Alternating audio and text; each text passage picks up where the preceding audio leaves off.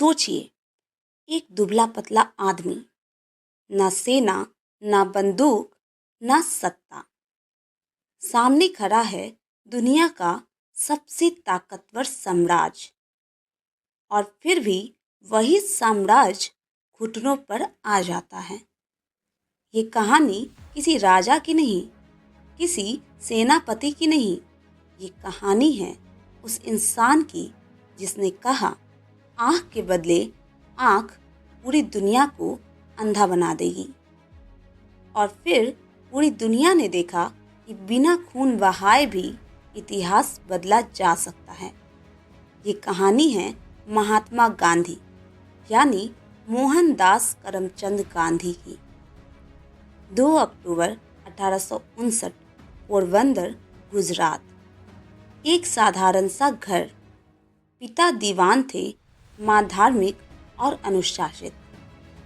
मोहनदास बचपन में ना तो बहादुर थे, न तेज बोलने वाले, डरपोक, संकोची और अक्सर चुप रहने वाले।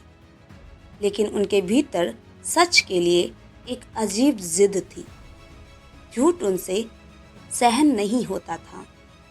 गलत काम करके उन्हें चैन नहीं मिलता था।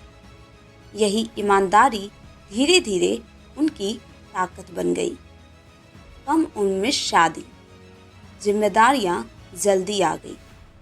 लेकिन गांधी पढ़ना चाहते थे। कानून की पढ़ाई के लिए वो इंग्लैंड गए। वहाँ खुद को बदलने की कोशिश की, अंग्रेजों जैसा बनने की कोशिश। कोट पैंट, टोपी, सभ्यता। लेकिन अंदर से वो खुद से लड़ रहे थे। उन्हें लग रहा था कि वो अपनी जड़ों से दूर जा रहे हैं। डिग्री के बाद गांधी पहुंचे दक्षिण अफ्रीका। यहीं उनकी जिंदगी बदल गई। एक ट्रेन, फर्स्ट क्लास का टिकट, और फिर सिर्फ इसलिए कि वो गोरे नहीं थे, उन्हें बाहर फेंक दिया गया। उस ठंडी रात प्लेटफॉर्म पर बैठे गांधी रोए नहीं, वो सोच रहे थे। यहीं से एक नया गांधी पैदा हुआ। वो आदमी जो अन्याय को चुपचाप सहने वाला नहीं था। दक्षिण अफ्रीका में सत्याग्रह की शुरुआत। दक्षिण अफ्रीका में भारतीयों पर जुल्म होता था। गांधी ने लड़ने का फैसला किया, लेकिन हथियार से नहीं। उन्होंने एक नया रास्ता चुना, सत्याग्रह। सच पर अड़िग रहना, अन्याय के सामने ना झुकना, लेकिन हिंसा न करना। लोग हंसे, अंग्रेज हंसे। उन्हें लगा ये आदमी पागल है। लेकिन धीरे धीरे दुनिया ने देखा कि ये तरीका काम कर रहा है। 1915 गांधी भारत लौटे। अब वो वकील नहीं थे, अब वो आंदोलन थे। देश घूमे, गांव देखे, गरीबी देखी। उन्होंने समझा कि भारत की लड़ाई सिर्फ अंग्रेजों से नहीं, डर से भी है। उन्होंने खादी पहनी, साधारण जीवन चुना, और नेतृत्व अपने आप उनके पास आने लगा। चंपारण, हेरा, अहमदाबाद, किसानों और मजदूरों की लड़ाई। गांधी अब सिर्फ नेता नहीं थे, वो जनता की आवाज़ बन चुके थे। लेकिन आने वाले समय में उनकी सबसे बड़ी परीक्षा अभी बाकी थी। असहयोग आंदोलन, पहली बड़ी टक्कर। भारत लौटने के बाद गांधी अब सिर्फ मार्गदर्शक नहीं रहे, वो नेतृत्व बन चुके थे। 1919 में जलियांवाला बाग का नरसंहार हुआ। निहत्थे लोग मारे गए। देश कांप उठा। गांधी ने कहा, अब चुप रहना पाप होगा। उन्होंने असहयोग आंदोलन का ऐलान किया। सरकारी नौकरियां छोड़ी गई। विदेशी कपड़ों की होली जली। छात्र स्कूलों से बाहर आए। पहली बार पूरे देश ने एक साथ ना कहा। अंग्रेज सरकार घबरा गई। लेकिन हिंसा की एक घटना सब कुछ बदलने वाली थी। लेकिन हिंसा की एक घटना सब कुछ बदलने वाली थी। चौरा चौरी, भीड़ उगड़ गई, पुलिस थाने में आग लगी, सिपाही मारे गए। देश गुस्से में था, लेकिन गांधी रुके।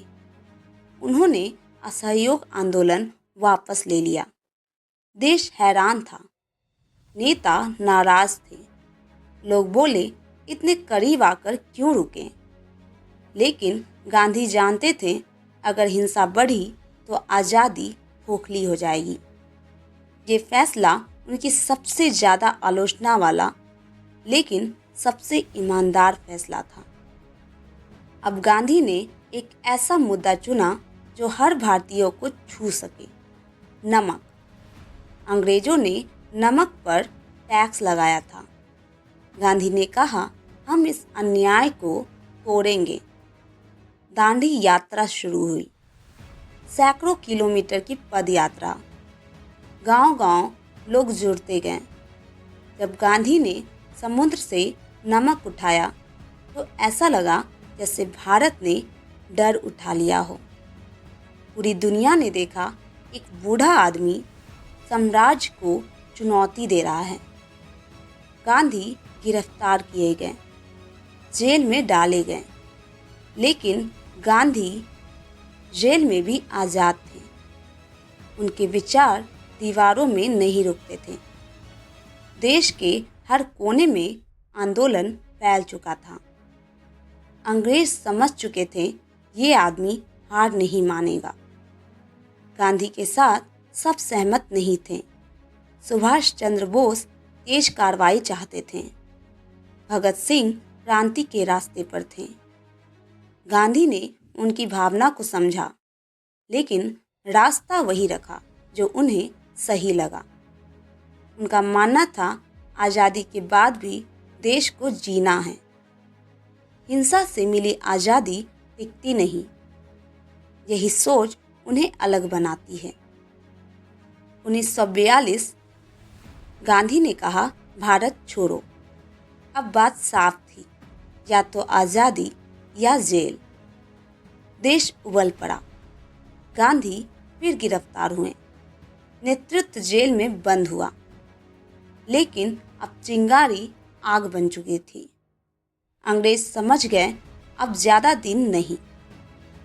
1947 भारत आज़ाद हुआ, लेकिन विभाजन के साथ हिंसा, दंगे, लाशें। गांधी टूट गए। जिस देश को अहिंसा से आज़ाद किया, वही देश खून में डूब रहा था।